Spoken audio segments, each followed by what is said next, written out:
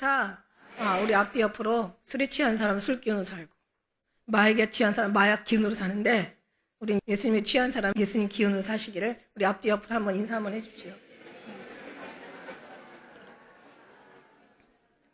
우리가 이제 어떤 이런저런 마지막 종말이라는 뭔가 지구에 어떤 그 사형 선고를 내렸다. 마지막 때 뭔가 그러니까 사람의 나이로 따지면은 사람이 형편으로 따지면 암 말기 환자다. 오늘날 이 지구가 그런 얘기 저런 얘기 많이 들어요. 저는 그런 얘기를 하려고 하는 게 아니라 오늘은 이제 성경적으로 가서 진짜 성경을 알아야 된다. 알아야지 모르면 안 되잖아요. 우리는 정말 깨달아야 된다. 예를 들어서 제가 그런 생각을 해봤어요. 예수님 십자가에 달리셨을 때 왼쪽 강도, 오른쪽 강도가 이렇게 있었잖아요. 그런데 왼쪽 강도는 오히려 예수님을 조롱해요. 너가 그리스도가 하나님의 아들이면 야 우리 집 한번 십자가에서 좀 구원해봐라 막 이러는데 오른쪽 강도는 그렇게 얘기 안 하잖아요. 오른쪽 강도는 뭐라고 얘기하냐면은 이렇게 얘기해요. 하나는 그 사람을 꾸짖어 이르되 내가 동일한 정죄를 받고서도 하나님을 두려워하지 아니하느냐? 우리가 행한 일에 상당한 복을 받는 것이니 이에 당연하거니와 이 사람이 행한 것은 옳지 않은 것이 없느니라. 이러시면서 예수여 당신 나라에 임하실 때 나를 기억하옵소서. 그리고 뭐라고 얘기냐면 예수님께서 이르시되 내가 진실로 너에게 이르노니 오늘 내가 너와 함께 낙원에 있으리라. 이렇게 얘기하세요. 무슨 얘기냐면 이 오른쪽 강도가 참 똑같이 죽는 허다한 만을 있는데 해필이면 예수님하고 같이 죽은 게 이게 은혜였어. 이건 우연이 아니야. 이건 정말 이런 그러니까 오른쪽 강도는 적어도 이 사람은 막연하게 구원받은 건 아니에요. 막연하게 낙연 허락을 받은 게 아니라 적어도 이분은 그리스도가 누군지를 알았어. 당신의 나라에 임할 때 나를 구원해달라는 이분이 구원자요 전능자인 걸 알았던 거예요. 그 다음에 이분은 이 오른쪽 강도는 자기 죄를 다 알아서 철저하게 회개했어요. 우리는 상당한 지금 이 죄에 대한 심판, 보응을 받는다라고 그런 고백했다는 거지. 이게 정말 우리 자기의 어떤 죄악을 회개했던 거죠. 그 다음에 구원을 굉장히 갈망했어요. 당신 나라 임할 때 나도 좀 기억해달라는 굉장한 구원을 갈망했고, 이 사람은 구원의 능력이 오직 예수께 있음을 깨달았고, 그 다음에 결국 그는 모든 예수님의 소중함과 그 다음에 예수님의 구원, 하나님 나라의 그 주인 능력을 알아가지고 그는 낙원을 허락받은 사람이야. 무슨 얘기냐면 그냥 구원을 받는데 그냥 받는 게 아니야. 그만큼 우리가 정말 그만큼 간절해야 돼. 그냥 단순하게 제가 지난번에 이런 얘기를 제가 몇 개를 적었어요. 예를 들어서 영접하다는 얘기도요. 정말 저가 엄청난 말씀의 하나하나에 우리가 주님을 영접하는 자, 그를 영접하는 자를 구원 얻는다고 얘기하지만 그 영접이라는 게 단순한 받아들이고 단순하게 동의하고 단순하게 고백하는 게 아니에요. 이 영접이라는 것은 아주 혈통과 육정과 사람의 뜻이 아닌 거듭난 깨달음, 그 다음에 부인할 수 없는 믿음, 생명과 결탁된 신앙의 고백이라는 거지. 그러니까 이 당시에 영접한다는 것은 그냥 우리 예수님 믿고 그래 예수님 하나님의 아들이셔. 그 다음에 우리를 위해서 죽으셨어. 그가 이제 우리를 죄에서 구원해 주셨어. 이제 그 믿고 천국 가. 이런 단순한 그런 고백이 아니라 자기 생명과 결탁된 고백을 한 거죠. 그때 당시는 영접하는 자는 다 죽임을 당했으니까. 그러니까 이게 시시한 신앙이 아니라는 거야.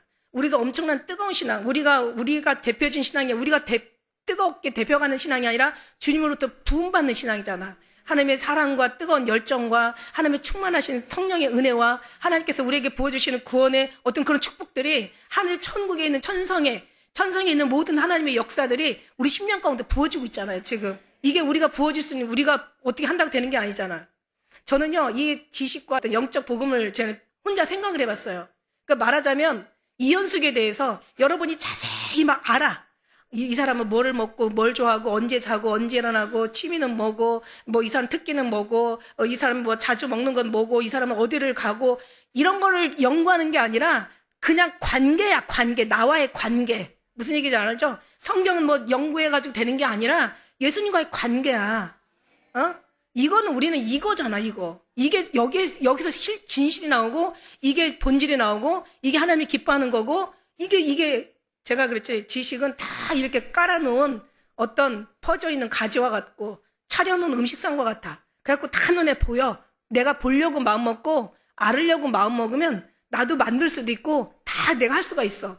그런데 이 복음의 하나님과의 관계는 정말 얼마나 더 깊고 얼마나 넓고 얼마나 정말 길이가 얼마나 크기가 큰지 몰라. 그런데 그 안에서 계속 그냥 뭔가 알지 못하는데 막 캐내어가는 계속 길러내는 하나님의 그 은혜라는 거죠. 하나님의 관계는 그런 거야. 그러니까 이게 지식 때문에 관계가 망하는 거야. 그러니까 다시 얘기하지만 우리가 예수님에 대해서 뭘 좋아하시고 하나님이 뭘 기뻐하시고 성경에 뭐가 어떻고 저떻고 이런 것도 중요하지만 진짜 중요한 건 주님과의 나와의 이건 관계성 문제라는 거죠. 이 부분이 돼야 되는 거예요. 저는 이 부분을 제가 주님과의 이 부분을 만났기 때문에 이 부분을 주님이 저를 터치했기 때문에 저를 이 부분을 살려주셨고 이 부분을 회복시켜 주셨기 때문에 여러분 저는 이게 제일이라고 생각해요. 이게 없어 근데 오늘날 교회. 나는 내 신앙이 있기 때문에 다른 사람들도 가면 다 그런 신앙인 줄 알았어. 그게 없기 때문에 오늘날 교회는 망한 거예요. 그러나 우리가 어둠이 문제가 아니라고 했죠. 빛이 없는 게 문제지. 그러니까 이런 빛을 우리 기쁜 누리 교회라도 정말 우리가 누린다면은 주님의 기쁨이 되어서 그 소금의 짠맛을 다시 한번 우리가 회복시킨다면은 정말 이 나라와 민족은요 희망이 있습니다. 희망이 있어요. 하나님이 아브라함한테 약속하셨을 때는 처음에 아브라함 하나 불렀어요. 아브라함 불렀다가 그 다음에 이삭 나서 야곱 낳고 야곱이 이제 12아들 낳으면서 그래서 야곱을 이스라엘이라 이렇게 칭했어요. 이스라엘 12명이 12제자가 아브라함의 그 믿음의 조상의 그 후손들이 오늘 교회를 이렇게 만든 거예요. 그러니까 의인 10명만 있어도 나를 살린다고 했잖아. 우리 그 말씀 믿잖아요. 그래서 작은 자가 천을 이루고 약한 자가 강국을 이룰 것이다. 그러니까 미련하고 없고 연약하고 가난하고 무능하고 천대받고 멸시받고 하나님 이런 사람들을 쓰셔서 하나님 앞에 영으로, 왜냐하면 이 사람들 자랑할 수가 없거든. 나는 어떤 일이 있어도 자랑할 수가 없어. 나는 내 자신 스스로 알렸다. 난 내 자신을 너무너무 알기 때문에 주님이 아니면 나는 아무것도 아닌 거야. 내 몸에서 주님 빼버리면 나는 그냥 아무것도 아닌 거야. 여러분도 마찬가지고. 그러니까 우리는 정말 그렇게 주님을 그렇게 뜨겁게 사랑하고 우리는 그 사랑에 열정이 식으면 안 돼. 여러분 제일 힘든 게 뭐냐면 같은 일을 계속 반복하면서 그냥 사람의 생각이 무뎌지는 거, 감각이 무뎌지는 거, 이게 제일 무서운 거예요. 그러나 그게 얼마나 행복인지 몰라요. 같은 일을 계속 반복하고 똑같은 일을 아침, 점심, 저녁으로 매일 365일, 10년, 20년 한다는 건 그만큼 모든 것이 다 정상이라는 얘기야. 그렇지 않고 아파봐요. 그냥 누워서 그냥 아무것도 안 해봐요. 집안에 무슨 큰 우환이 있어봐요. 아니면 무슨 뭔가 어떤 재앙으로 인해서 그냥 뭔가 내 삶을 도저히 살 수가 없어. 그러면은 그 감각이 그러면은 이제 우리 인생은 그 맨날 주어지는 인생이라도 그 인생을 살 수가 없는 거야. 그런데 생각해보고 나면 매일 일어나는 이런 것들이 아침에 눈 떠서 같은 일을 하고 같은 음식을 같은 차를 마시면서 같은 일상에 반복하는데도 너무 좋은 거야. 근데 이게 식어지고 이게 무뎌지면 어떤 버스 운전수가 그랬대. 버스 운전수가 너무 같은 곳만 계속 돌아다니는 거야. 1년 365일, 2년, 3년, 10년 그냥 같은 코스만 계속 돌아다니는 거야. 이분이 너무 지루하고 짜증이 나가지고 이분이 다른 데를 간 거야. 그 이탈을 해가지고 다른 코스로 가버린 거야. 잘렸대. 그 맨날 하는 그것도 그 직장도 잃었대. 소문이 나가지고 누구도 안 써준대. 그 사람 삶은 어떻겠어? 형편은 어떻겠어? 그러니까 이 사람이 얼마나 나중에 내가 그냥 했던 것들이 얼마나 행복이었는데 그걸 몰랐구나 하고 후회하는 거야. 이를테면 그렇다는 얘기야. 우리는 날마다 예배하는 것 같지만 이게 날마다 예배하는 거기에 무뎌지면 안 돼. 왜냐하면 이게 또 어느 순간에 또 못할 수도 있어. 왜냐하면 세상이 지금 그런 모든 환경들이 그렇게 돌아가요. 그런 걸 보면서 우리는 온이나 일컫는 동안에 핏자서로 건면하면서 항상 늘 깨어있으라. 주가 언제 임하는지 알지 못하신다고 말씀하신 것처럼 여기 오늘 본문의 말씀처럼 그래요. 그래서 영접도 그냥 영접하는 게 아니라 그냥 인정하고 받아들이고 그냥 시인하고 고백하는 게 아니야. 그래 나도 예수님 믿어. 하나님 아버지 이 정도가 아니라 아주 그냥 어떻게 한다고 그랬어요? 아주 그 혈통의 육정에 사람의 뜻으로 나온 게 아니라 내 하나님으로부터 부어지는 열정에서 나온 거야. 그러니까 이 은혜가 보통 은혜가 아닌 거죠. 깨달음, 그러니까 부인할 수 없는 아주 그 어떤 생명과 결탁된 그런 영접이고, 그 다음에 제가 늘 그러잖아. 누구든지 주의 이름을 부른 자는 구원을 얻는다. 그 누구든지 주의 이름을 부른다는 것도 그 누구든지도 아무나 그런 어떤 단순한 의미가 아니라 단순한 부름이 아니고 단순한 어떤 선하심과 그 어떤 단순한 어떤 고백이 아니라 이 선하심과 능력, 지혜, 신실함을 알고 있는 상태에서 부름이에요. 그 내용이. 그러면서 이게 그냥 부르는 게 아니라 애써 부르다, 목 놓아 부르다, 간절히 부르다, 애절하게 부르다, 아주 그냥 소리쳐 부르다. 그러니까 막 구원은 누구밖에 없어? 예수님밖에 없어. 그러니까 그냥 부르는 게 아니라 아주 목 놓아 부르는 거야. 애써 부르는 거야. 여러분 한번 봐요. 우리가 만일에 죽게 생겼을 때 바다에 빠지거나 물에 빠지거나 아니면 어떤 위험한 처했을 때 뭐 강도에 붙잡혔거나 막 어떤 사람들 앞에 뭐 어떤 갑자기 습격을 당하거나 그럴 때는 도와주세요 이래요. 살려주세요 이러면서 부르는 거지. 하나님 앞에 그런 애써 부르짐 아주 그냥 힘써 부르지, 목 놓아 부르는 거, 아주 그냥 간절하게 부르는 거, 이 이름 부름을 얘기하는 거야. 성경에 나온 누구든지 주 이름을 부르면, 그냥 부르면 구원받아. 이 정도가 아니라는 거죠. 성경에 어느 것도 마음을 다하고 뜻을 다하고 정성을 다하고 목숨을 다해 사랑하라고 하지, 어느 것도 쉬운 게 없다는 거지. 그만큼 우리의 모든 첫째 계명에 주님이 목숨 다 내서 우리한테 구원을 했으면은 우리도 목숨을 다해 주님을 애써 부르라는 얘기죠. 주님이 우리를 붙잡으면은 그냥 주님이 우리를 바라보고 우리를 붙잡는데 우리는 딴 데 보면 되겠어? 주님 바라봐야 되고 주님이 깊이 생각해야 되고, 예. 그러면 더 주님을 붙잡을 수 있는, 주님 붙잡으면 우리의 모든 어떤 삶에 불필요한 것들은 다 내려놔야 된다는 거죠. 자신을 철저하게 깨닫고 부름, 자신의 무능함과 연약함, 또 그 다음에 불의, 죽음을 깨닫고 부르짖음, 이렇게 부르짖음을 얘기하는 거야. 그냥 부르는 게 아니라 내가 연약해, 나는 정말 안 돼, 주님 없으면 난 안 되는 사람이야, 주님이 도와주셔야 돼, 주님 잠깐이라도 떠나면 나는 정말 어떤 어린아이가 잠깐 어른, 옛날에 그런 말 있잖아, 애 봐준 공은 없다고. 왜냐면 애를 보다 보면 순간에 하루 종일 봐서도 잠깐 한눈판 사이에 그냥 어디가 뚝 떨어지고 아니면 그냥 뜨거운 거 확 뒤집어 쓰고 그러면 이제 완전히 대형 사고 나는 거야. 그러고 나면은요 어떻게 돼요?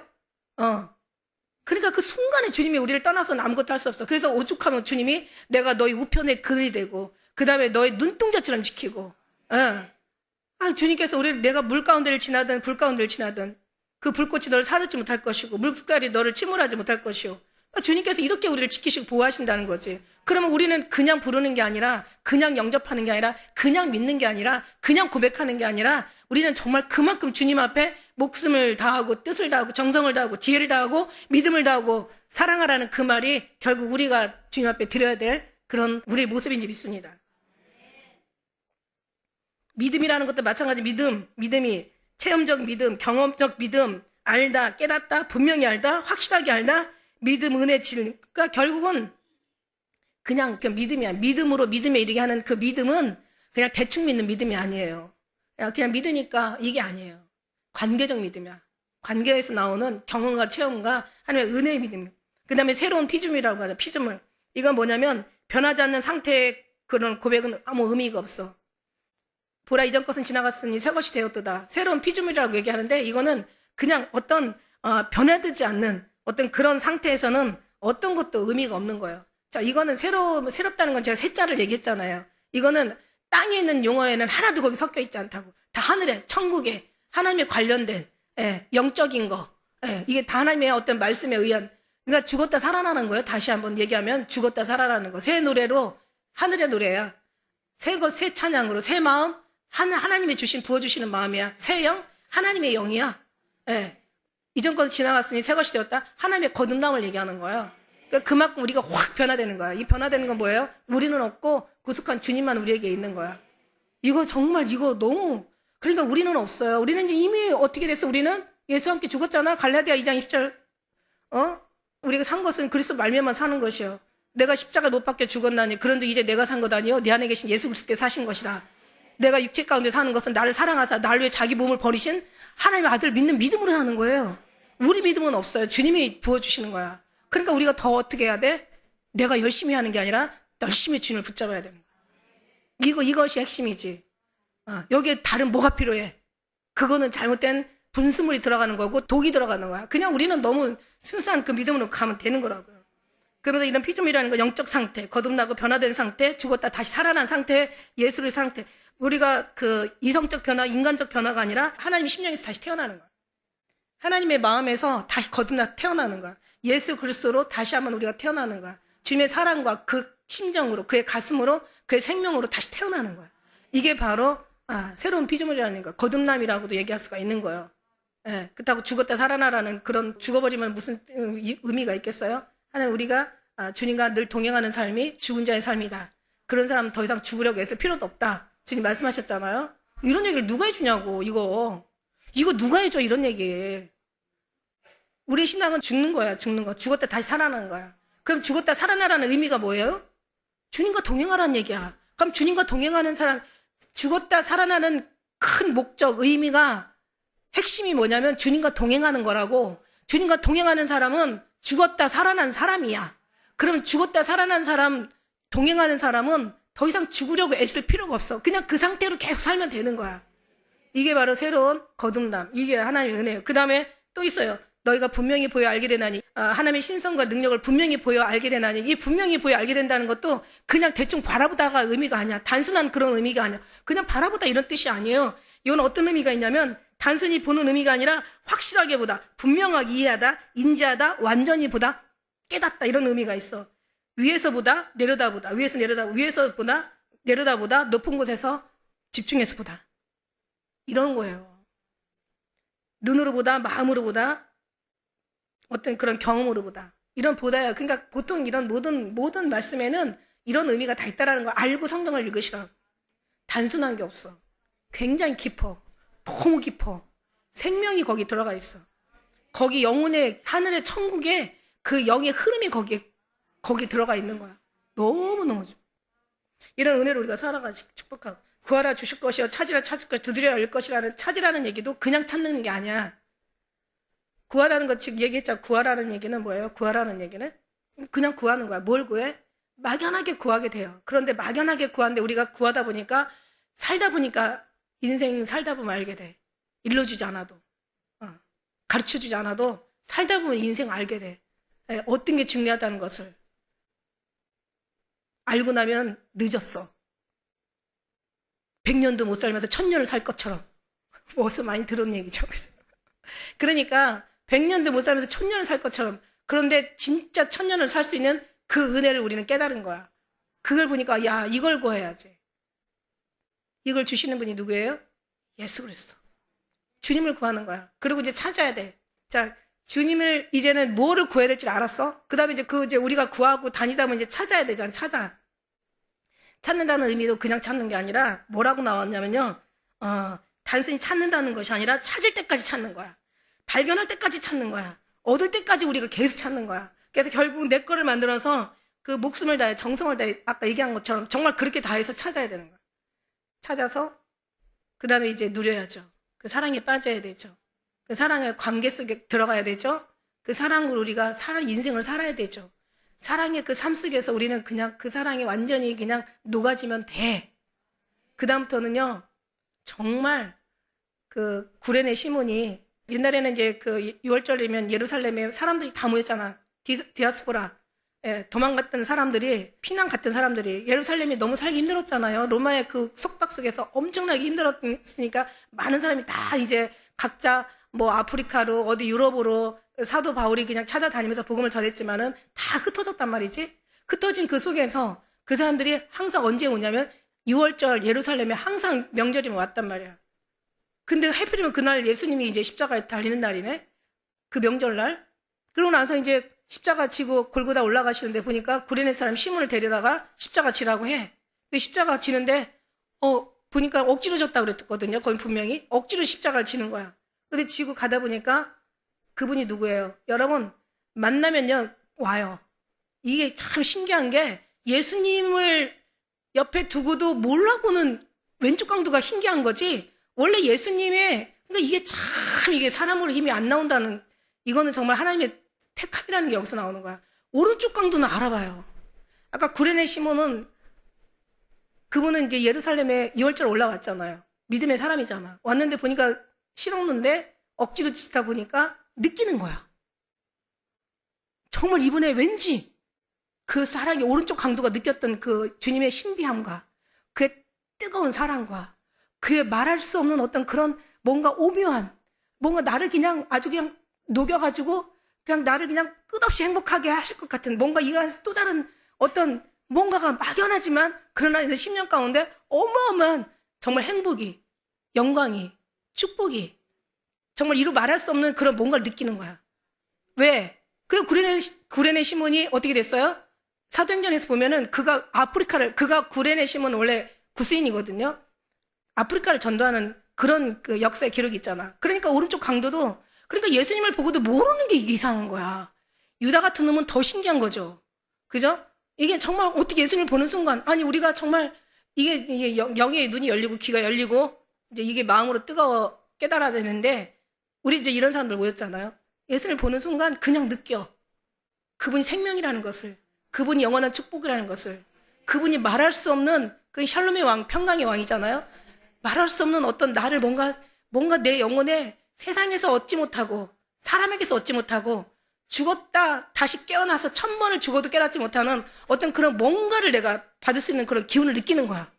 그러니까 이제 구레네 시몬이 나중에는 자기 몸을 다 버리고 다 애써 주님 앞에 충성하고, 그렇게 제대로 만난 사람들은 모든 세상을 다 뒤집어 엎어가지고 오직 예수 그리스도의 복음만 시켰잖아요. 그 사람들이 오늘날 여기까지 온 거잖아요. 우리가요 이런 거를 알아야 돼. 그래서 우리가 신앙은 보통 신앙이 아니다, 더 뜨거운 신앙이다. 그러니까 우리 신앙은 식어서 안 된다. 식으면 빨리 다시 한번 회복시켜서 다시 감각을 살려야 된다.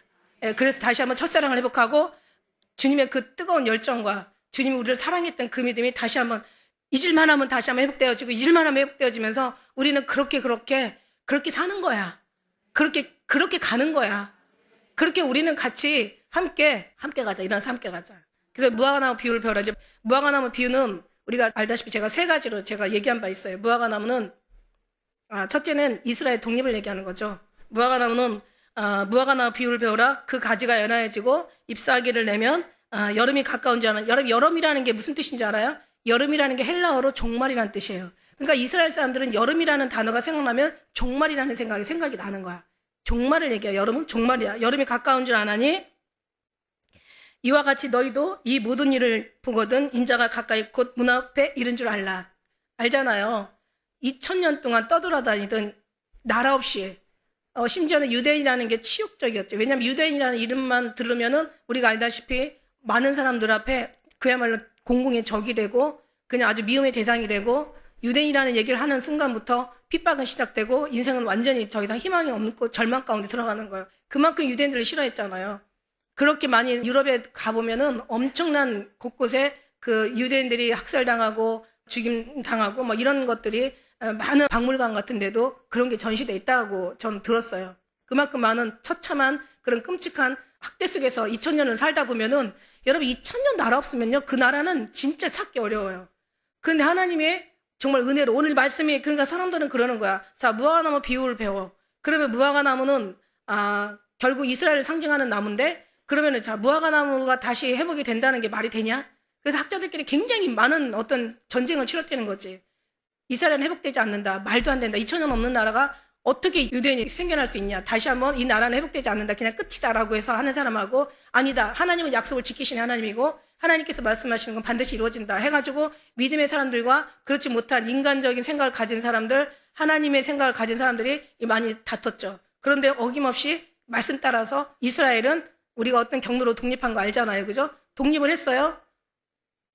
우리는 1945년 8월 15일 날 우리는 해방됐지만은 걔네들은 1948년 5월 14일 날 걔네들은 독립을 했죠. 지금의 팔레스타인이 살고 있는 그 땅에다가 영국이 또 거기 너네들도 이제 우리를 도와서 우리가 전쟁에 아랍 국가에 승리할 때 내가 너희들에게 저 팔레스타인 땅을 줄 것이다. 그러니까 이게 영국도 이게 굉장히 치사한 거지. 팔레스타인이 살고 있는데 거기 이스라엘 들어갔어. 처음에 들어갈 때는 조그만 나라, 그냥 영국한테 허락받아가지고 이제 들어갔는데 거기서 이제 계속 전쟁이 일어나는 거지. 중동전쟁, 1차 전쟁, 2차 중동전쟁, 3차, 4차까지 일어났잖아요. 지금도 이제 거기서 계속 싸우고 있잖아요.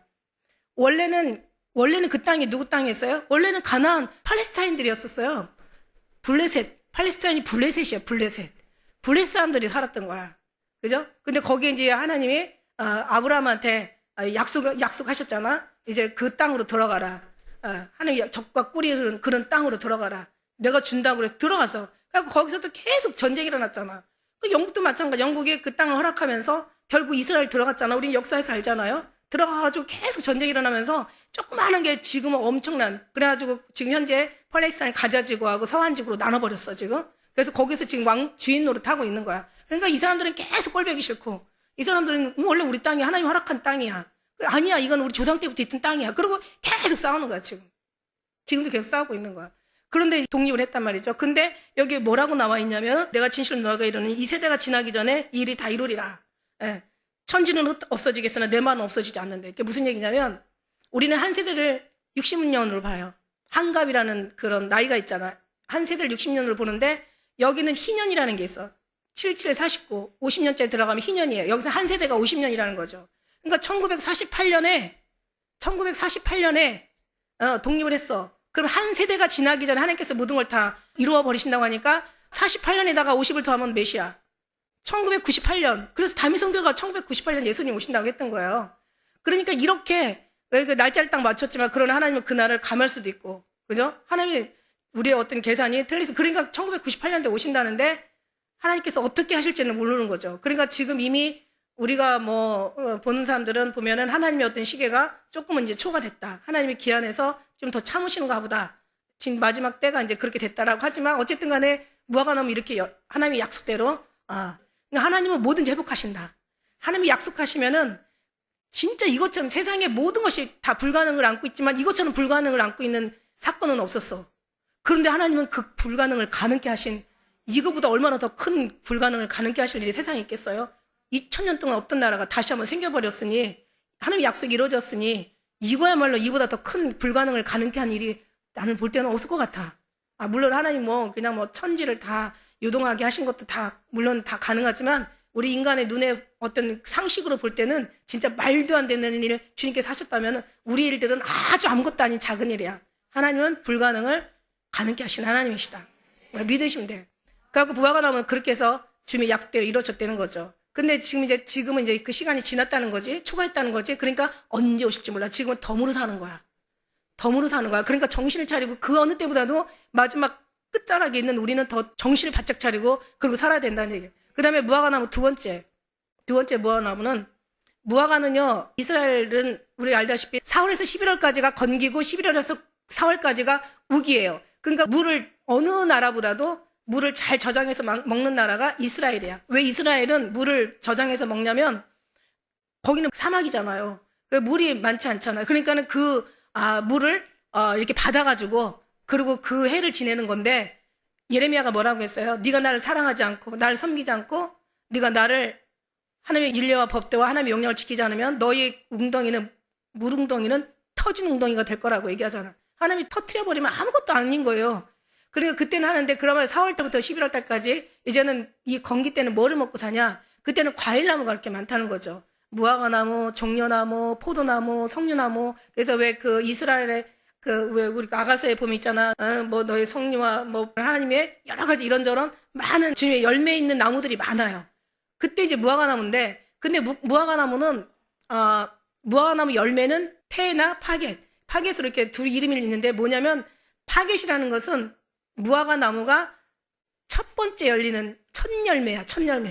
여러분, 우리가 첫 열매야. 우리 예수 그리스도가 빌라델비아 교회 예수님 오실 때 올라가는 교회가 첫 열매예요.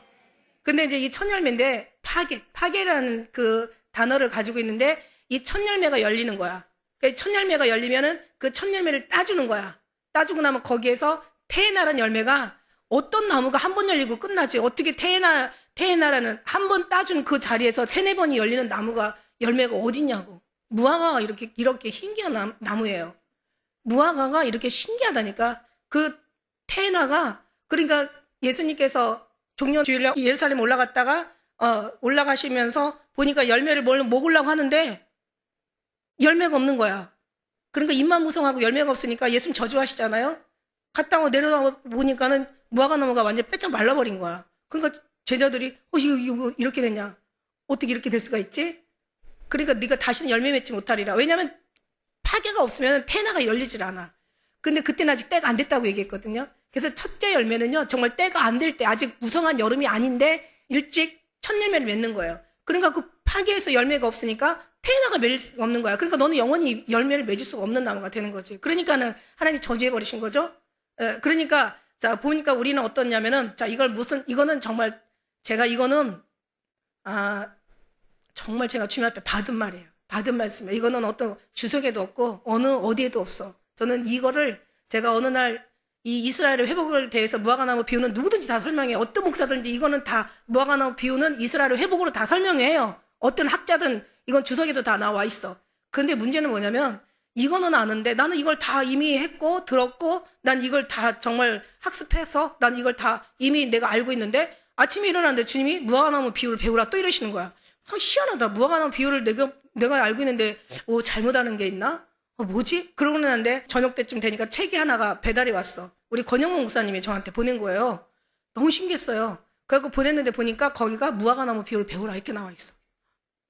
너무 신기한 거예요. 그래서 제가 이게 뭐지? 그러고 했는데 저는 이제 주님이 저한테 이제 알려주신 거잖아요. 그리고 이제 그거는 이제 비밀은 아니에요. 왜냐면 이게 그 유모세라는 사람이 이스라엘에 살면서 그 사람이 쓴 책이에요.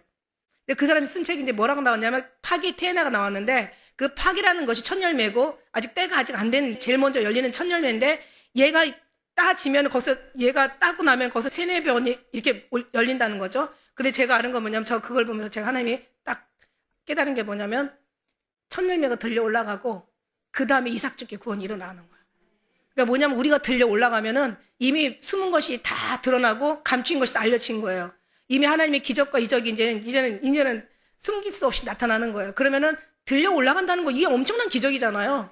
첫 열매들 다 올라가고 나면은 그다음부터는 이제 그 자리에서 생각을 해봐요. 우리 갔어. 여기서 한 5분의 3 갔어. 그럼 5분의 2가 남아가지고 우리는 왜 못 갔을까? 그러면 그때부터 어떻게 이현숙 목사 말이 맞았구나. 그리고 이제 내 설교는 다 이제 막 다 찾아서 주워 들을 거예요, 이제 아마. 그때 가서 어떻게 설명했지? 그때 그냥 여벌로 들었는데, 그리고 들었는데 기억이 안 나. 어떻게 했지? 그 다음에 이제 어떻게 숨겨진 것이 드러나고 감춘 것이 다 알려지는 거야. 골방에서 말한 것을 이제 지부에서 전파하고, 어두운 데서 말한 것을 이제 광야에서 전파하는 거야. 그러면서 이게 막 드러나는 거예요. 드러나다 보면 이제 어떻게 돼요? 그 다음 이제 정신 차리지. 이제는 다시 한번 어떻게 해야 돼? 들은 얘기가 있고, 이제는 우리가 그 보여진 그 어떤 기적을 봤기 때문에 그다음부터는 이제는 어떻게 하냐면은 그냥 그다음부터는 정말 주님밖에 안 보이는 거예요. 더 이상 이제는 숨어 살든가 어디 굶어가지고 뭔가 생사를 결정을 하든가 이제는 주님만 보고 사는 거야.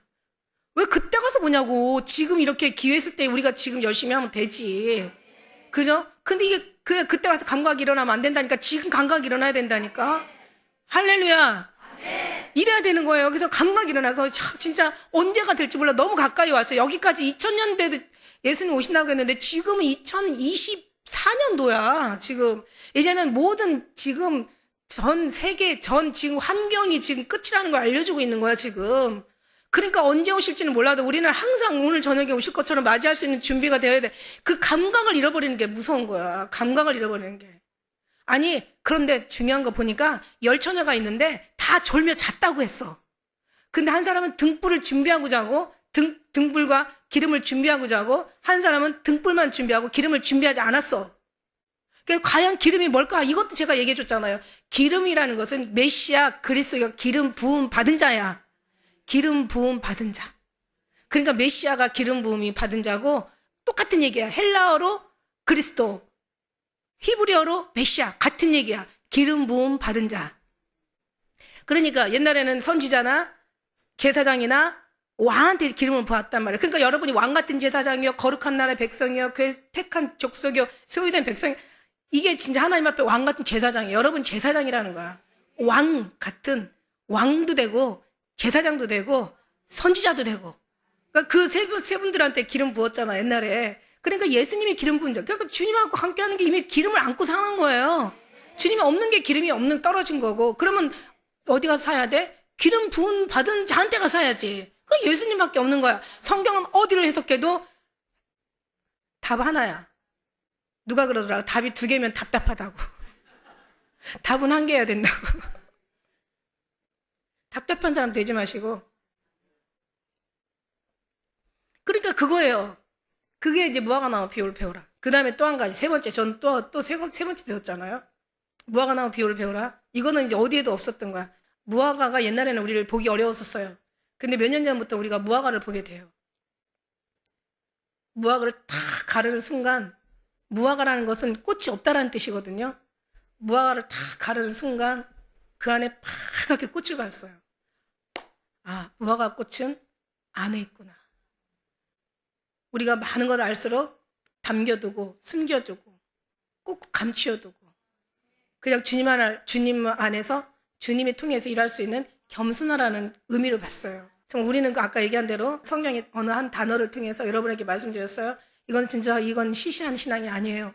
정말 목숨을 바쳐서도 우리가 영원한 삶을 산다면 이건 정말 얼마든지 투자할 수 있는 가치가 있고 얼마나 이건 소중하고 귀중하고 얼마나 정말 생명보다 귀한 그런 복음인지 몰라요. 그런 은혜인지 우리가 모릅니다. 그렇게 우리는 그러면 여기서 이제 그 무화과 나무 비유를 배워. 그다음에 또 말씀하시기를 이제 이 세대가 가기 전에 다 이루신다고 말씀하셨지만, 그러나 하나님의 때는 아버지만 하시고, 그죠? 아무도 모른다고 했어요. 천지는 없어지고 내 말은 없어지지 않는다. 그러나 그날과 그때는 아무도 모르고 하늘 천사들도 모르고 오직 아버지만 하시느니라. 여러분, 이스라엘의 결혼식을 한번 우리가 봐야 돼요. 아버지만 하신다. 이스라엘 결혼식, 여기까지도 이제 신부가 중요한 거죠. 신랑이 신부가 이제 맞선을 봐요. 그래가지고 둘이 마음에 들었어. 그러면 친구들이 잔치를 열어줘. 일주일 동안 잔치를 하는 거야. 잔치를 하고 나면은 거기서 이제 서로 신랑과 신부가 서로가 서로를 이제 알 수 있는 그런 어떤 그런 이제 기간 동안 이제 알아가는 거죠. 딱 7일 식이 끝났어.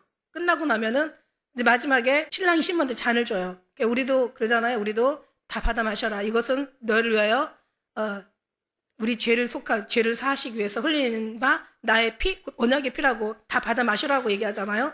그러니까 신랑이 신부한테 잔을 놓는 거야. 그러면 신부가 그거를 받아 먹어야 돼. 그때 순간이 야, 일주일 동안 했던 잔치가 해피엔딩으로 끝나느냐 아니면 그렇지 않게 끝나느냐 되게 긴장하는 순간이야. 그런데 우리는 신랑이 주는 잔을 어떻게 다 받아 마셔야 돼. 이 언약이 하나님의 언약의 피거든요. 너를 흘리는 우리를 살리기 위해서 흘리는 하나님의 생명의 피거든요. 그러니까 우리를 다 받아 마셔야 돼요. 그 신부가 먹었어요. 그러니까 이제 거기는 막 엄청난 이제 마지막 축제 진짜 완전 그냥 해피엔딩으로 막 끝나는 거죠. 그러고 나면 신랑은 가는 거야. 어디로? 아버지 집으로. 내가 하늘에 아버지께로 가노니 내가 가서 처소를 예비하러 가노라. 내가 처소를 예비하면 다시 내게로 와서 너 있는 곳에 날 영접하여 준다고 이렇게 말씀하시고 갔어. 처소를 예비하러 가신 거야. 신랑이 집으로 가는 거야. 그럼 이제 신부는 신랑을 기다리는데 어떻게 기다리는 줄 알아요? 이건 이스라엘 진짜 풍습이고 얼마 전에 뭐 세계 그 기행 뭐 테마 기행 뭐 거기에 나오는 그 모습이었는데 저는 그런 게 여상으로 보이지 않잖아요. 신부가 신랑을 기다리는데 왜 아버지만 아시나 저는 이게 궁금했는데 그게 이스라엘 풍습을 보면 알아요? 몰라요. 예수님이 아들이 몰라. 아버지가 이제 어느 정도 모든 걸 다 완전 켜는 다음에 아들아 가라 그러면 가는데 꼭 밤에 와. 이게 꼭 밤에 가더라고요. 밤에 신랑이 모든 어떤 그 신부를 데리기 위한 그 모든 것들을 다 준비하고 예배해가지고 신부를 데리러 가는 거예요. 그러면 이제 신부는 자면서도 이 면사포를 안 벗어. 드레스를 안 벗어. 그러니까 그만큼 다 준비하고 신랑이 보라 신랑이 이러다 맞으러 나오라 하면은 그냥 튀어나가게끔 다 해놓는 거, 다 준비하고 있는 거야. 그리고 그날을 엄청 기다리고 있는지 몰라. 얼마나 기다리는지 몰라. 신랑도 기다리고. 그러니까 제가 그걸 보면서 제가 글 쓴 것도 그래요. 우리가 주님을 기다리고 고대하고 사모하고 그리워하고 정말 눈물 흘리면서 오늘일까 내일일까 주 내게 오실 날 우리 모든 죄 씻을 날 예수님 만나서 그 품에 안길 날 주님을 만나서 기뻐할 날이 오늘일까 내일일까 우리는 계속 얘기하지만은 우리만 기다리는 게 아니라 신랑이 더 기다리더라고. 신랑이. 그러니까 이게 신부하고 신랑하고 연애해서 결혼하다 보면은 누가 더 좋아해요? 다 똑같이 좋았는데 신랑이 더 좋아하더라고. 그러니까 예수님이 더 오히려 신랑이 더 우리를 기다리는 거야. 사람도 거기까지 몰라. 우리만 기다리고 왜 안 오세요? 막 이러고 있지. 천사도 모르고 아들도 모르고 아버지만 알아.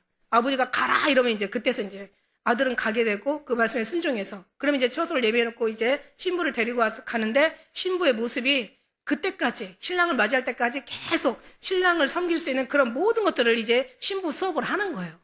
신부 수업을 하다가 이제 저녁 때가 되면은 아예 옷도 다 입고 그러고는 아주 그냥 그러고 기다리고 자는 거예요.